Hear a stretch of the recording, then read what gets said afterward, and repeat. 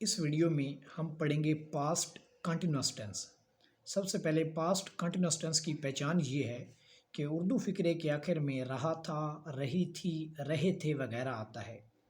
अब हम पढ़ते हैं एक्टिव वॉइस और पैसिव वॉइस के लिए इसका सेंटेंस स्ट्रक्चर क्या होगा। एक्टिव वॉइस ऐसा सेंटेंस होता है जो कि सब्जेक्ट से स्टार्ट होता है और पैसिव वॉइस ऐसा सेंटेंस होता है जो कि ऑब्जेक्ट से स्टार्ट होता है। पास्ट कंटिन्यूअस टेंस में आपने एक्टिव वॉइस के लिए सबसे पहले सब्जेक्ट लगाना है, फिर आपको वाज या वर लगाना है, फिर आपको फर्स्ट फॉर्म ऑफ वर्ब लगानी है और फिर आपको आईएनजी और उसके बाद ऑब्जेक्ट। अगर सब्जेक्ट सिंगुलर है तो आपने वाज लगाना है और अगर सब्जेक्ट प्लूरल है तो आपने वर लगाना है। ठीक है। अगर आपने नेगेटिव सेंटेंस बनाना है तो फिर आपने वाज के बाद नॉट लगाना है या वर के बाद नॉट लगाना है और फर्स्ट फॉर्म के साथ आईएनजी और ऑब्जेक्ट। और अगर आपको इंटेरोगेटिव सेंटेंस बनाना है तो सबसे पहले आपको वाज वर लिख लेना है, उसके बाद सब्जेक्ट, उसके बाद फर्स्ट फॉर्म के साथ आईएनजी और उसके बाद ऑब्जेक्ट। हम एक एग्जांपल पढ़ते हैं। मैं अपना काम मुकम्मल कर रहा था। अगर आप गौर से देखें तो एंड पे क्या आ रहा है, रहा था। रहा था आ रहा है तो आपको फ़ौरन पता चल जाएगा कि जो हमारे पास टेंस है वो कौन सा है, पास्ट कंटिन्यूअस टेंस है। तो इसकी इंग्लिश क्या होगी, I was completing my work. I क्यों आया है, क्योंकि जो सब्जेक्ट है वो मैं है और सिंगुलर है, उसके साथ हम वाज लगाते हैं और कंप्लीट होता है फर्स्ट फॉर्म और उसके साथ हमने लगा दिया है ING.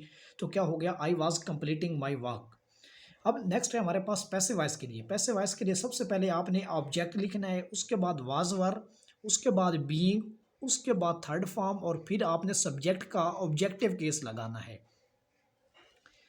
My work was being completed by me, कि मेरा काम मुकम्मल हो रहा था। My work was being completed by me. तो हमने पढ़ा है पास्ट कंटिन्यूअस टेंस, पहचान, रहा था, रही थी या रहे थे वगैरह आता है। एक्टिव वॉइस के लिए subject plus was verb plus first form of verb plus ING, उसके बाद ऑब्जेक्ट। और पैसिव वॉइस के लिए सबसे पहले आपने लगाना है ऑब्जेक्ट, उसके बाद वाज वर्ब, उसके बाद बीइंग, उसके बाद थर्ड फॉर्म ऑफ वर्ब और उसके बाद सब्जेक्ट का ऑब्जेक्टिव केस लगाना है।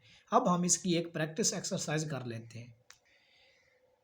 वज़ीर आज़म स्कूल का संग बुनियाद रख रहे थे। अगर आप गौर से देखें तो यहाँ पे वज़ीर आज़म को हम बोलते हैं एजुकेशन मिनिस्टर। ठीक है। संग बुनियाद रखने को हम कहते हैं ले फाउंडेशन। तो क्या हो जाएगा, the education minister was laying foundation of school. ठीक है। ले के साथ आपने आईएनजी लगाना है। उसके बाद है हमारे पास ठंडी हवा चल रही थी। क्या हो जाएगा, the cold wind was blowing. फिर हमारे पास सूरज बादलों के पीछे छुप रहा था। द सन वाज हाइडिंग या सेटिंग बिहाइंड द क्लाउड्स। एक हम सवालिया फिक्रा पढ़ लेते हैं। क्या धोबी गीले कपड़े सुखा रहा था, पहले आ जाएगा वाज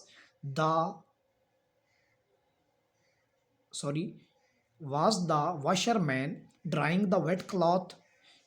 ठीक है। और हम एक और पढ़ लेते हैं यहाँ से, आप जो अच्छा लगे। क्या वो गाय को खूंटे से बांध रहा था, वाज ही